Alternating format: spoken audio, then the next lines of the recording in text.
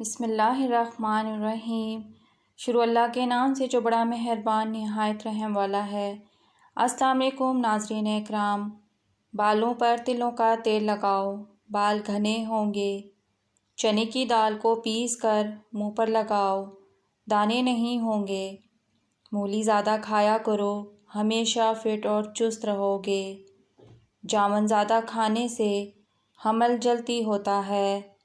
نمک کھانے سے بدن پر الرجی ختم ہو جاتی ہے۔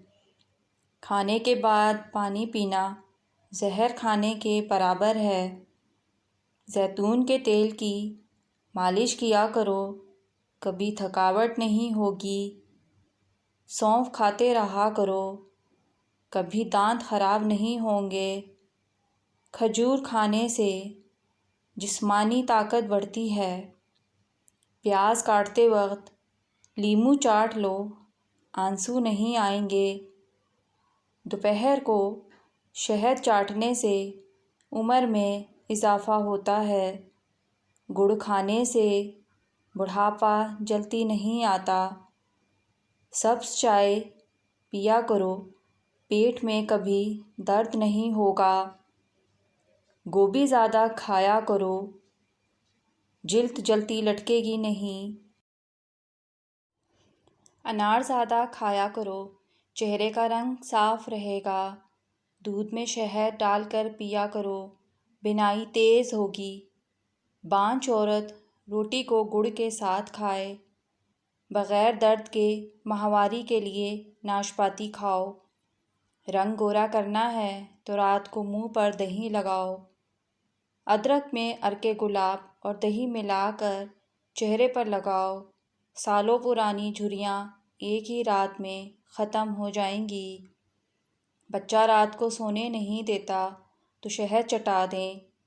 انجیر کو گرم پانی میں بھگو کر قبض سے فوری نجات مل سکتی ہے۔ اس میں فائبر کا مواد بہت زیادہ ہے۔ انجیر بچوں میں قبض کے لیے بہترین گھریلو علاج کے طور پر جانا جاتا ہے۔ اس کے علاوہ آپ اپنے نظام انہضام کو بہتر بنانے کے لیے اسے اپنی روزمرہ کی خوراک میں شامل کر سکتے ہیں۔ انجیر ایک نرم پھل ہے جو آپ کو کئی فائدے دے سکتا ہے۔ ہر روز چقندر کھانے سے پرانی کھانسی سے بھی نجات مل جاتی ہے۔ نہار منہ پانی پینے کے قیمتی فوائد۔ صبح سویرے اٹھ کر پانی پینا ایک جانی مانی روایت ہے۔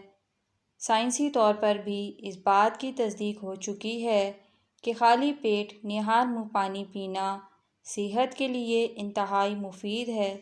اس کو روزمرہ زندگی میں عادت بنا لینا کئی خطرناک بیماریوں سے بچا جا سکتا ہے۔ آنکھوں کی روشنی تیز کرنی ہو تو گاجر کھائیں۔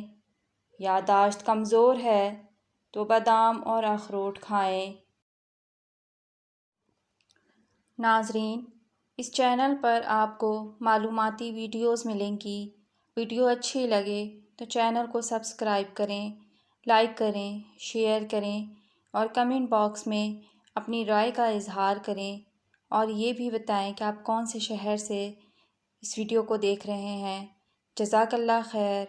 اللہ حافظ۔